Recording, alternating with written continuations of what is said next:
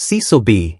DeMille's The Ten Commandments, 1956, stands as one of the greatest epics in cinematic history, a monumental tale of faith, freedom, and divine destiny brought to life with breathtaking scale and unforgettable performances.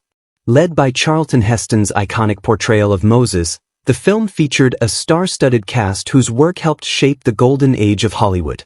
But as the decades have passed, many of those legendary actors have sadly left us, some under tragic circumstances, others after long and storied careers. In this tribute, we honor the lives and legacies of the stars who brought ancient Egypt and the story of Exodus to the silver screen, and whose presence lives on through one of the most enduring films ever made. Charlton Heston was born John Charles Carter on October 4, 1923, in the small village of Wilmette, Illinois. Behind his rugged jawline and the fiery resolve that made him the unforgettable face of Moses in the Ten Commandments, was a man forged in silence, solitude, and survival. His childhood was shadowed by the collapse of his parents' marriage during the Great Depression. Raised mostly by his mother, the family lived on meager means in Michigan's backwoods, where young Charlton turned to books and fantasy to escape the ache of abandonment. As he stepped into acting, it was not fame that drove him, but the aching need to belong. The grandeur of Ben-Hur and the Ten Commandments made him a cinematic icon, yet Heston often spoke of feeling like a man playing kings but never living like one. His early success imprisoned him in the mold of a stoic hero, which only deepened his alienation from himself. He was respected, yes, but seldom understood. Behind the scenes, his career was a painful paradox. Though awarded and adored, Heston often felt irrelevant in a changing Hollywood. As more nuanced and emotionally driven performances gained acclaim, he struggled to adapt, his classical delivery seen as outdated. His roles grew sparse, and the man once hailed as the voice of destiny began to feel like a relic lost in time. Moses, the role he is most remembered for, mirrored his own inner exile, a man chosen, but always wandering, always questioning. Off-camera, Charlton battled increasing disillusionment and physical ailments. His marriage to Lydia Clark, though long-lasting, was tested by years of absence, public scrutiny, and emotional barricades he could not bring down. Though they remained together until his death, friends noted that Heston was often alone in a room full of people, even at home. In his final years, Alzheimer's disease slowly robbed him of his commanding voice and memory, the tools that once defined him. The irony was cruel. The man who once parted the Red Sea could no longer remember the lines that made him immortal. Charlton Heston died on April 5, 2008, at the age of 84. At the time of his death, his net worth was estimated at $40 million. But the quiet sorrow of his later years lingered longer than applause. The image endured, but the man behind it, always reaching, always grieving, slowly faded into history. Yul Brynner was born on July 11, 1920, in Vladivostok, Russia, a place already distant, but made even more so by the mystery that always seemed to cling to him. His birth came amid the chaos of revolution, and his early life unraveled quickly. His father abandoned the family when Yul was a child, leaving his mother to flee with her children across borders and languages, from Siberia to China, then eventually to France. That sense of displacement never left him. Even as a boy, he seemed like someone who had already lost something important. He became an actor almost by accident, chasing music and survival more than fame. But fate had sharper plans. When he stepped into the role of Ramesses II in the Ten Commandments, opposite Charlton Heston's Moses, he radiated power. Yet the man behind the commanding gaze was restless, volatile, and often tormented by self-doubt. Beneath his stoic calm was a hunger for identity. He reinvented himself so many times that even close friends questioned where the truth ended and the performance began. Hollywood embraced him, but he never truly embraced it back. His success with The King and I and the Ten Commandments brought him awards, riches, and women, but not peace. He was often described as magnetic and unreachable, a man who would walk into a room and draw everyone in, only to push them away with a silence that chilled. His personal life was stormy. Brynner married 4 times and had 5 children, But none of his relationships escaped the shadows of his possessiveness and emotional remoteness. Fame made him larger than life, but smaller in love. His children described him as intense, controlling, and absent, and his wives often left feeling that they had married a man who belonged to no one but his own legend. In 1983, he was diagnosed with lung cancer, a result of a lifelong addiction to cigarettes. He filmed a public service announcement shortly before his death, begging viewers not to smoke. "Now that I'm gone," he said, "don't smoke." It was one of the most human things he ever did, offering his own death as a warning. Yul Brynner died on October 10, 1985, at the age of 65. His net worth at the time was estimated at $10 million. But the legacy he left was heavier than gold, a man who played kings and gods, but could never quiet the exile within his soul. Ann Baxter was born on May 7, 1923, in Michigan City, Indiana, into a family of prestige. Her grandfather was the famed architect Frank Lloyd Wright, but behind the name was a girl who always felt second best. Raised in privilege but starved of emotional warmth, and learned early how to smile on cue and bury her deeper aches. At age 11, she was already chasing the illusion of the spotlight, and by 13, she was in Hollywood, looking for something she couldn't name. Her breakthrough came young. She won an Academy Award at just 23 for The Razor's Edge and later starred as the calculating Eve Harrington in All About Eve, a role hauntingly close to her own reality, a woman performing even offstage, afraid of fading. But it was as Nefertiti in the Ten Commandments that she captured hearts, a queen consumed by unreturned love, much like Anne herself. Despite success, Anne's career was never steady. Typecast, overlooked, and often compared to other, more glamorous stars, she bore the cruel indifference of a male-dominated Hollywood.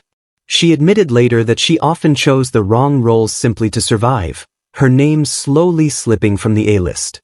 Beneath her poise was the quiet heartbreak of a woman who knew she was talented but felt perpetually underestimated. Her personal life mirrored this pattern of longing. Her first marriage to actor John Hodiak collapsed under the pressure of ego and distance. Later, she moved to Australia with her second husband, rancher Randolph Galt, seeking peace, but found isolation instead. After years of loneliness and disillusionment, she returned to the U.S., disillusioned and divorced again. Her letters from that time reveal a woman tired of pretending, exhausted from chasing the love she so easily gave but rarely received. She found some comfort in television roles and teaching, but the industry she gave her youth to had little left to offer her. Still, she never lost her grace, only her illusions. Ann Baxter died suddenly of a brain aneurysm on December 12, 1985, in New York City. She was 62. Her net worth at the time of her death was estimated at $3 million, a sum that spoke to her years of quiet, steady work but not the emotional price she paid. The woman who once played queens died without a crown, yet with a soul that had known both grandeur and grief. Edward G. Robinson was born Emanuel Goldenberg on December 12, 1893, in Bucharest, Romania. His earliest memories were not of comfort, but of fleeing violence. His Jewish family escaped to America after threats from anti-Semitic mobs. They settled in the teeming streets of New York's Lower East Side, where survival was a daily struggle and English was a foreign sound. The boy who would one day command screens with his gravel voice and steely stare began his life voiceless and afraid. He fought his way into acting not out of vanity, but necessity. The stage offered what the streets could not: identity, order, and a kind of quiet dignity. In the 1930s, he became a household name playing gangsters in films like Little Caesar. But this fame was a double-edged sword. He was trapped in roles that made him rich but diminished his deeper talent. Off-screen, Robinson was a thoughtful, sensitive man, more reader than brawler, but Hollywood rarely saw beyond the gun in his hand. His role as Dathan in the Ten Commandments was symbolic, a man who betrays his people, hungry for power.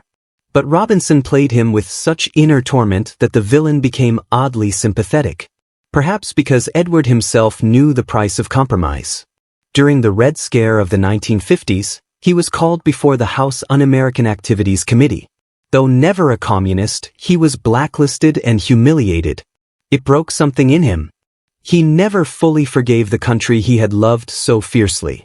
Robinson's marriage to Gladys Lloyd lasted nearly 3 decades, but it was not a happy union. Fame strained their bond, and his emotional intensity, once alluring, became hard to live with. They divorced in 1956, and Robinson seemed increasingly alone, despite remarriage. His relationship with his only son, Edward Jr., was strained by resentment and addiction. The elder Robinson watched helplessly as his son spiraled. In his later years, Robinson faced another enemy, cancer. He kept acting even as the disease ravaged his body, determined not to let the curtain fall too soon. He never received an Oscar in his lifetime, though his peers revered him. The Academy finally honored him posthumously with a special award, but he wasn't there to hear the applause. Edward G. Robinson died on January 26, 1973, at the age of 79. At the time of his death, his net worth was estimated at $2 million. It was never wealth he chased, but respect, and though Hollywood made him a star, it often failed to see the soul behind the scowl. Vincent Price was born on May 27, 1911, in St. Louis, Missouri, into a life of comfort and culture. His family was wealthy, his father a candy magnate, his grandfather a pioneering inventor. But privilege does not always guarantee belonging. From an early age, Vincent felt like a stranger in his own skin, too sensitive, too theatrical, too different. While other boys played sports, Vincent recited Shakespeare in his bedroom mirror. The world, as he knew it, didn't have a place for gentle boys with Gothic souls. He studied art and history in England before the stage pulled him into its shadows. Price's tall frame, sonorous voice, and cultivated bearing gave him early success in drama. But Hollywood quickly realized he was best suited not for heroes, but for villains, elegant, eerie ones. His role as Baka, the sadistic overseer in the Ten Commandments, was brief but unforgettable. It foreshadowed a career of tortured aristocrats and haunted men. Yet the real Vincent was not cruel. He was, in truth, a man of immense empathy, an art collector, a gourmet, a gentle intellectual hiding behind horror. As his fame grew in films like House of Wax and The Pit and the Pendulum, so did the distance between him and the world he longed to be understood by. The public loved his voice but not always his humanity. He became a brand, not a man. His personal life was equally fractured. He married 3 times. His second wife, Mary Grant, was perhaps his true match, an artist who shared his passions, but even that bond unraveled under the pressures of fame and internal silence. Their divorce left a hollow in him he rarely spoke of. His relationship with his children was warm but often strained by long absences and the contradictions of his public persona versus the man they knew at home. In his later years, Vincent became more vocal, supporting the arts, defending the marginalized, and challenging the image of horror that had both made and trapped him. But behind the generous lectures and elegant voiceovers, there lingered the sorrow of being reduced to a mask. Vincent Price died on October 25, 1993, of lung cancer at the age of 82. At the time of his death, his net worth was estimated at $5 million. A fortune built on fear, but the fear was never his. The true Vincent lived in quiet rooms, surrounded by paintings, poetry, and the ache of being deeply seen only after he was gone. John Derek was born Derek DeLevin Harris on August 12, 1926, in Hollywood, California. A child of show business, he grew up surrounded by glamour, yet never truly at ease in its embrace. His mother was a film director, his father a stage manager, but emotional presence was rare in the household. John often described his childhood as a blur of lonely rooms and unmet expectations, his good looks becoming both a blessing and a curse before he even understood what they meant. In the Ten Commandments, he played Joshua, the loyal warrior who stood beside Moses with unshakable devotion. But John Derek, in life, struggled with such constancy. Hollywood cast him for his striking face, rarely for his depth.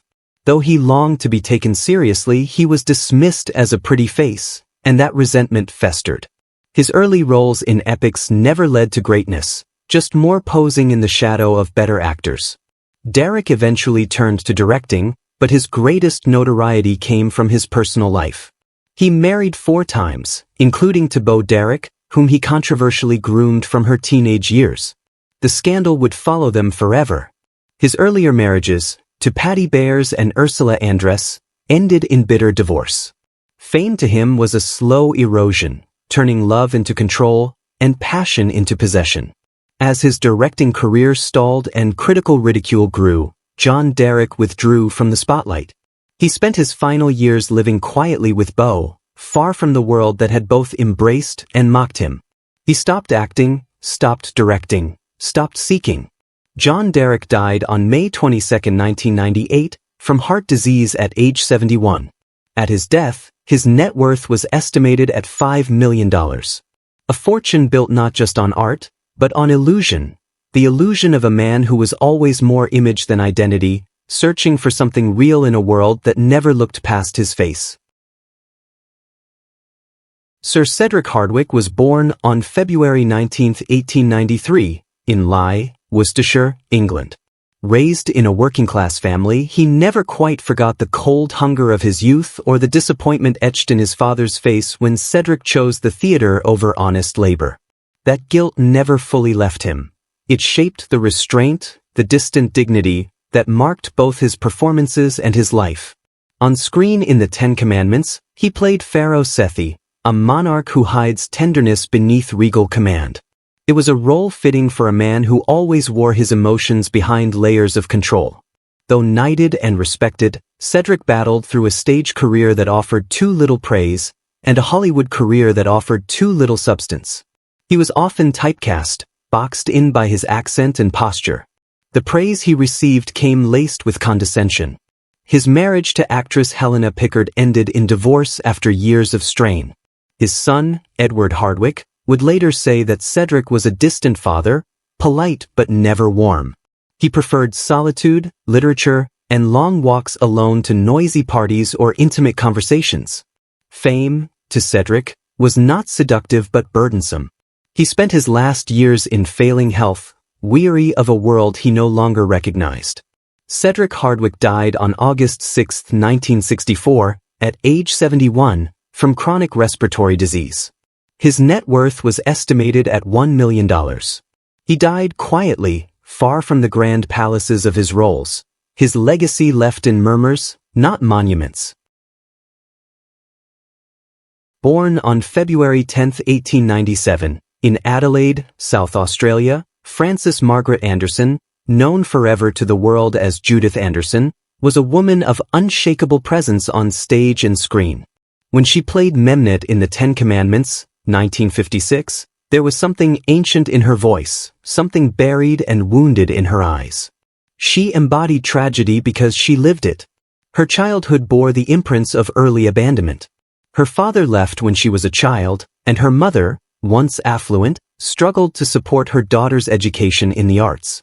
Judith's brilliance was evident early on, but it came wrapped in solitude. She left Australia in her 20s, chasing a dream across oceans, clinging to hope while performing in rundown theaters in California and New York, sleeping in boarding houses, sometimes going hungry between auditions. Her career sparkled, yet remained strangely isolated. She conquered Broadway and won acclaim for her Medea in 1947, a performance so intense it seemed to burn from her soul. But the same fierceness that won her accolades also kept people at a distance. She was often described as cold, distant, even intimidating. On screen, she played women hardened by fate, never heroines, always haunted figures, because those were the parts she understood. In The 10 Commandments, her portrayal of Memnet, a woman driven by guilt, bound by secrets, was not an act. It was a reflection. Behind the scenes, Judith was battling the creeping fear of invisibility, the terror that age would rob her of purpose. Her roles dwindled in the 60s and 70s. She hated being forgotten. Judith's personal life was riddled with loneliness. Married twice, both unions were brief and childless. She admitted she preferred solitude, but friends whispered of emotional scars too deep to speak of. She once confessed in an interview, "Marriage is not my language." What she never said was that she was terrified of being truly seen, and even more terrified of being left again. On January 3, 1992, Judith Anderson died of pneumonia at the age of 94, alone in Santa Barbara, California.